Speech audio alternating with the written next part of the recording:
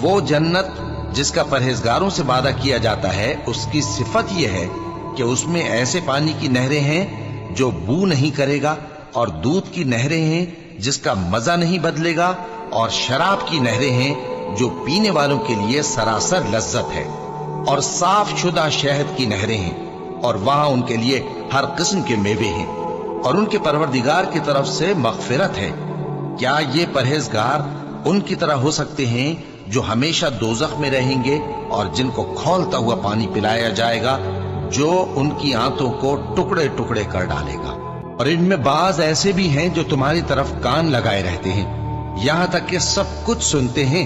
لیکن جب تمہارے پاس سے نکل کر چلے جاتے ہیں تو جن لوگوں کو علم دین دیا گیا ہے ان سے کہتے ہیں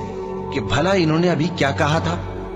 یہی لوگ ہیں جن کے دلوں پر اللہ نے مہر لگا رکھی ہے، اور یہ اپنی خواہشوں کے پیچھے چل رہے ہیں،